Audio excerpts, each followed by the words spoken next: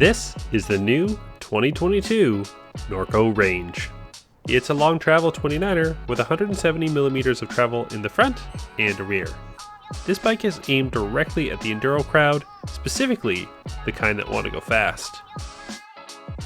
Now it's got a lot of tricks up its sleeve and a lot of engineering. Let's quickly run through a few of the things that make it special. First, it's 29 only and uses a fully carbon frame. It's got room for a water bottle and 2 extra mounts for a tool wrap, tube, or whatever accessories you want to carry. This large has a super slack 63.25 degree head tube angle, and I specify the size because that value changes for each bike size. We've seen different rear centers on bike sizes before, but this is the first bike I've tested that has a head tube angle that is also size dependent. This makes a lot of sense, and it's impressive the length Norco engineers are going to have a consistent ride feel between sizes. This large also has a nice steep 77 degree C-tube angle, which again steepens as the frame size increases. Finally, we get to the real magic of this bike, the high virtual pivot suspension design. Now, I ain't no bike scientist, but according to Norco, the Range's virtual high pivot suspension design isolates you from wheel movement with a rearward axle path, while minimizing the effect of braking forces. And what that adds up to on the trail is a smoother ride and theoretically faster riding. So let's take this thing out in the North Shore for its first ride. Well, this bike feels big, just like pedaling it. It's a large or XL? This is a large. The C-tube angle, nice and steep though, feels good. Bit of bob in the shock when you're pedaling, so let's see, flip the switch. Oh yeah, definitely a sit and spin kind of bike, but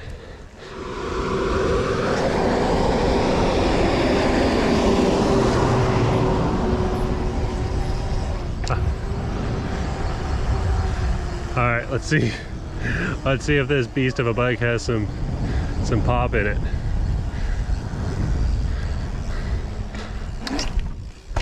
Oh yeah, she goes. Oh yeah. So this bike is super big, super slack. Not something I'm exactly used to. And it's high pivot, never ridden one of these before. But oh yeah, it's just flying through the tech. You can just feel that rear wheel moving backwards. And then yeah, when you land, like when you land a jump, the bike like gets more stable. It's weird. Well, it's not weird, it's cool. It's the opposite way I'm used to. Oh no, skinny down.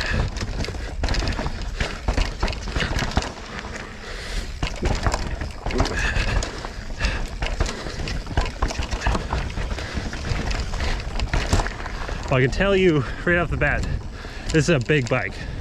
You know, it feels definitely in downhill bike territory. And I believe, I mean, that's the goal, right?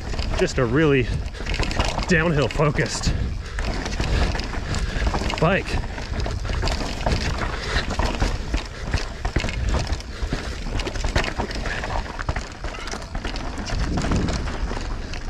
All right, let's see how this thing handles the flow.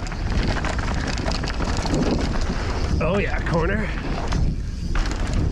Yeah, it's still like quite nimble in the air. It's a bit surprising. You know, bunny hops reasonably well. Like, that's not at all the intention of this bike, to be playful or to hop around, but you can. All right, Pingu, I think this is where this bike will definitely shine. Kind of this straight line, like rocky tech. Oh yeah. You just feel the rear wheel just getting out of the way.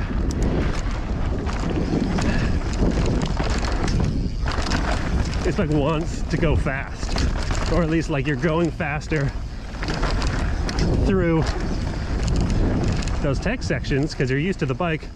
Oh, new jump. You're used to the bike slowing you down. And then, you know, it doesn't. Oh yeah, super stable in the air. especially off that big flat jump. No problem. She jumps. Okay, what about like a tech jump move here? Oh wait, this is new. Haven't ridden this section in a while. Oh, they've actually built that into a jump now.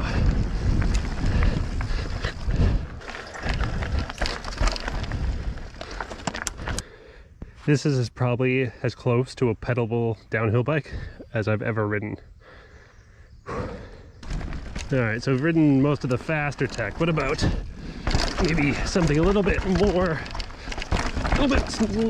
more turny, technical?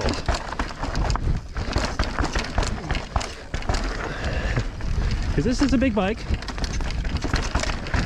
and it is unapologetic about it. It's a 29. It's long. It's slack. It's high pivot. It's got tons of travel. It's definitely not trying to be a playful poppy bike.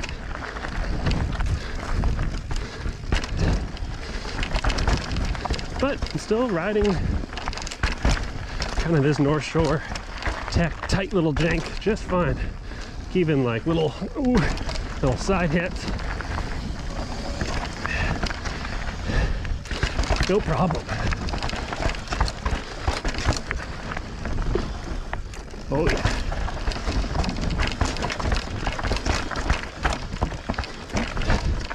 And now, how will it do on the skinny? Oh gosh. Oh gosh. Almost fell over.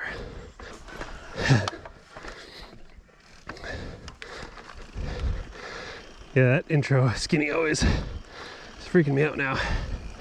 But, oh yeah. All right, redemption on skinnies. Skinny redemption. Yeah. Nice. That one's janky too.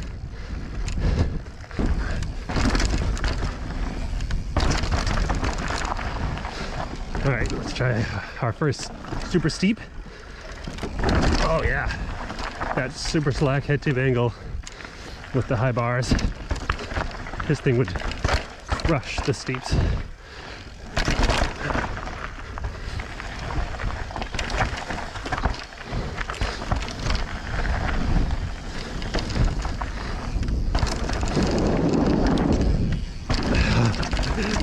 I definitely have to get on the brakes a little more because this thing just kind of, it doesn't slow down in the chunk. Like other bikes, you kind of can hit stuff with the rear wheel and slows you down. This thing, the rear wheel just rolls up and around it. So I'm used to losing a little more speed. Gotta get on the brakes a little more.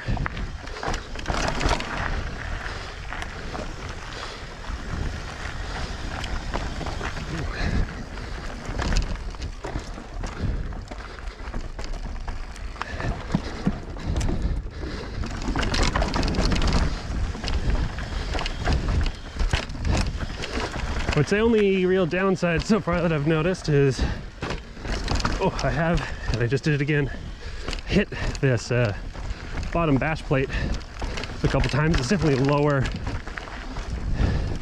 than, bottom bracket bash guard that I'm used to. So I have tapped it a couple times. Haven't hung up on anything though, so I think maybe once you get used to having it there, you'd be fine.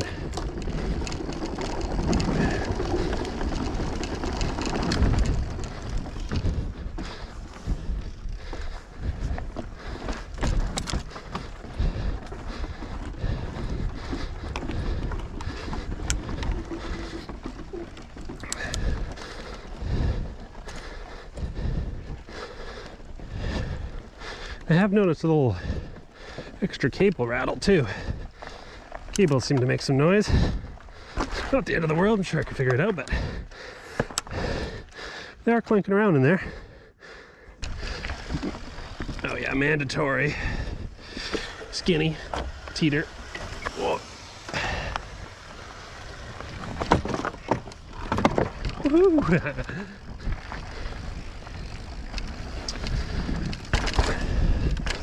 All right, let's get back into some flow here now that we've done fast tech. We've done a bit of janky skinnies, some tight turns and stuff. I think it's time to ride some flowy jumps. All right, let's see how this thing jumps.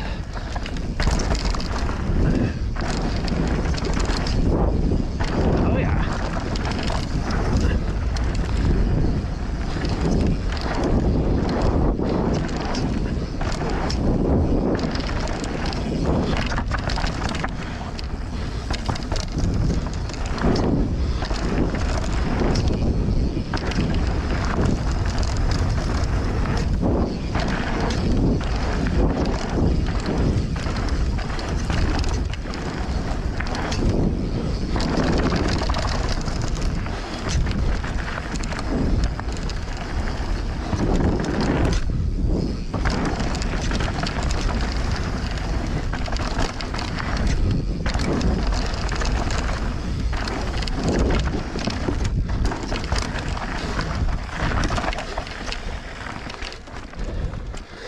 All right, jumps quite well.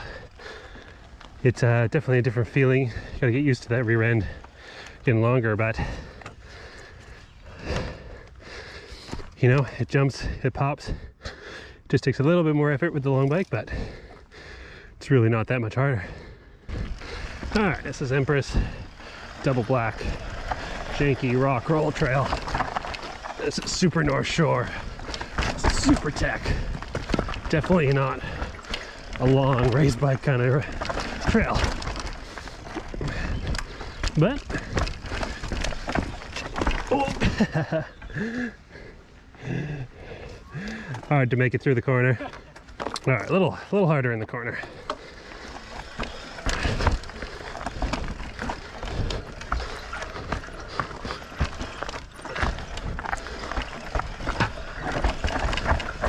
But oh yeah, so stable through the chunk.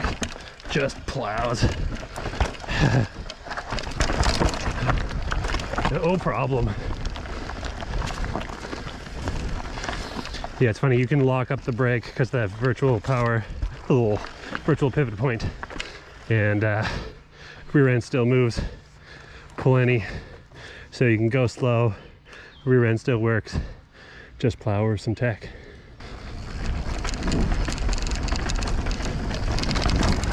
All right, this is the race corners. Oh yeah. Yeah, I'll definitely need to get used to the bike getting longer, like as the suspension compresses.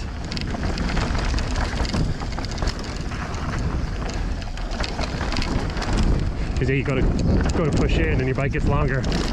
My muscle memory is for the opposite of that. But for how big and slack it is, the corners reasonably well.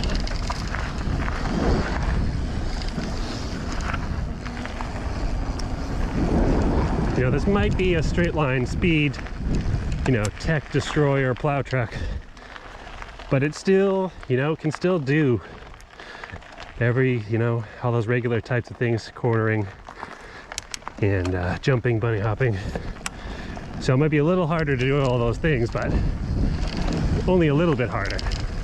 But then the sort of the straight line speed that you get out of this high pivot machine, well, that's a lot better. So you're kind of getting this pretty awesome net gain from this big slack beast. All right, let me know what you thought of the Range. Should I get one? Is this my next bike? Do I want the racing beast machine, the new high pivot from Norco? Let me know in the comments. I'll see you guys in the next one.